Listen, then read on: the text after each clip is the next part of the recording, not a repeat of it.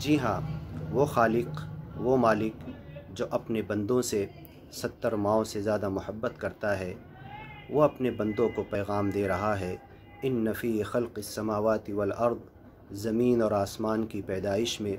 واختلاف اللیل والنہار، دن اور رات کے آنے جانے میں، لآیات لأولی الالباب، عقل والوں کے لیے نشانی ہے، الذین یذکرون اللہ، جو اپنے خالق، اپنے مالک، اپنے پروردگار، اپنے پالنہار کو یاد کرتے ہیں، قیامہ کھڑے ہو کر، وقعودا بیٹھ کر، وعلی جنوبہم اور لیٹے ہوئے، ویتفکرون فی خلق السماوات والارض اور ہمیشہ غور و فکر کرتے ہیں زمین اور آسمان کی پیدائش میں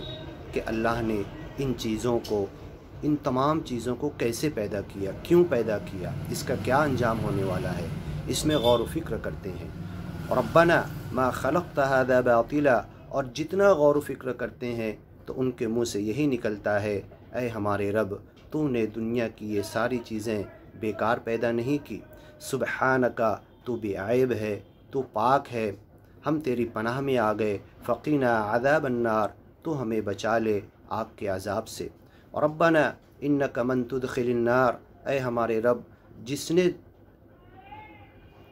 آگ میں جانے کا کام کیا اور جس کو تو نے آگ میں داخل کر دیا، فقط اخزیتہ، تو گویا کہ تو نے اسے تو ذلیل کر دیا،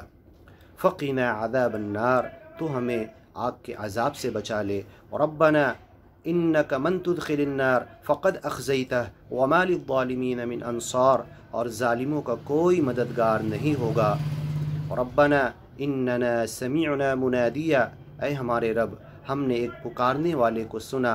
ینادی للایمان، جو ایمان اور گیان کی بات کرتا تھا،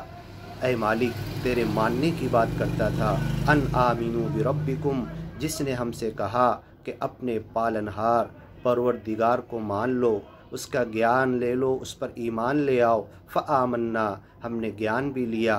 ایمان بھی لایا، ربنا فاغفر لنا ذنوبنا، تو اے ہمارے رب، جب ہم تجھے جان گئے، پہچان گئے، تیرا گیان لیا، تجھے مان لیا، تجھ پر ایمان لایا، تو ہمیں معاف کر دے،